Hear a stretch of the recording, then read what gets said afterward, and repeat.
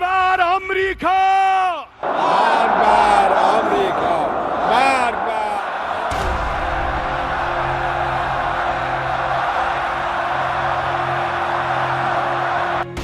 अस्सलामु अलैकुम व रहमतुल्लाह।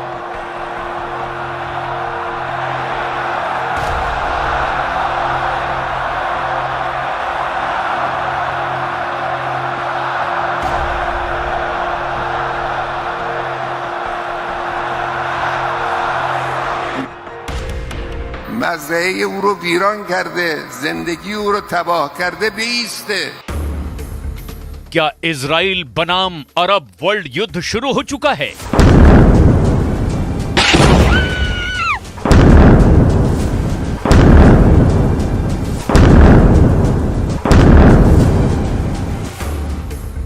अली खामनेई के खेमे में जुट गई 22 आर्मी।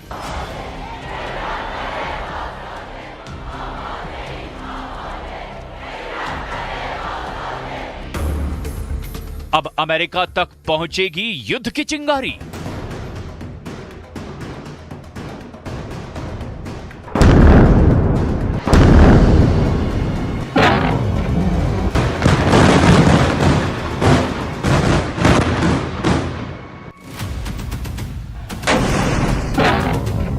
युद्ध त्रासदी का एक नया अध्याय शुरू हो चुका है। लेबनान में जो बारूद बरस रहा है, जैसी बर्बादी गाजा में दिख रही है, जितनी तबाही अब तक हुई वो सिर्फ ट्रेलर है, क्योंकि अब महायुद्ध में महाशक्तियों का आना तय हो चुका है। ईरान के सुप्रीम लीडर ने ऐसे युद्ध को भड़का दिया है जिसका अंत क्या हो सकता है, इसकी कोई भी कल्पना नहीं कर सकता।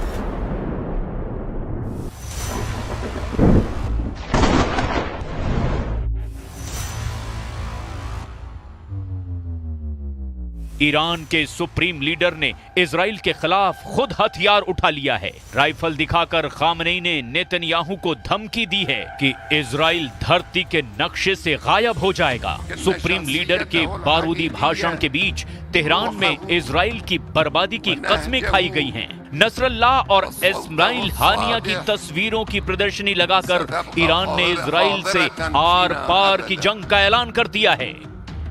بر اساس هیچ قانون بین المللی حق ندارد به ملت لبنان، به حزب الله لبنان اعتراض کنه که چرا شما از غزه، از قیام مردم فلسطین حمایت کردید. وظیفه اونهاست، باید میکردن. این دیگه هم حکم اسلامی است، هم قانون عقلی است، هم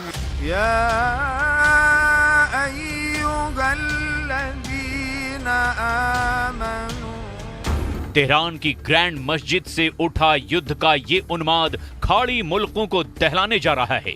ये हुंकार, ये ललकार सिर्फ इजराइल भर के लिए नहीं है, धमकी अमेरिका को है, यूरोप के उन देशों को है जो इजराइल के साथ हैं और इजराइल को हथियार दे रहे हैं, जो इजराइल के लिए युद्ध के अखाड़े में हैं, जिनके पास एटम बम हैं।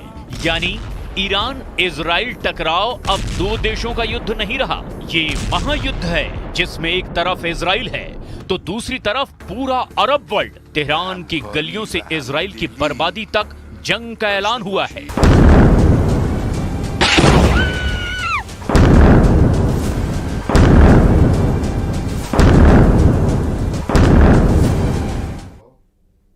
ईरान के सुप्रीम लीडर के ऐलान के बाद से इजराइल और ईरान में युद्ध और भड़क सकता है, क्योंकि खामेनेई ने साफ साफ कह दिया है कि इजराइल के खात्मे तक युद्ध चलता रहेगा।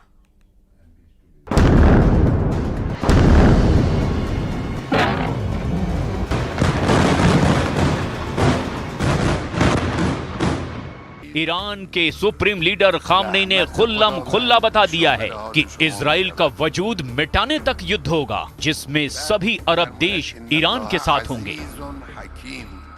दुश्मन मिल्लत ईरान همون دشمن ملت فلسطین است، همون دشمن ملت لبنان است، همون دشمن ملت عراق است، دشمن ملت مصر است، دشمن ملت سوریه است، دشمن ملت یمن است، دشمن یکیست، شیوه های دشمن در کشورهای مختلف است.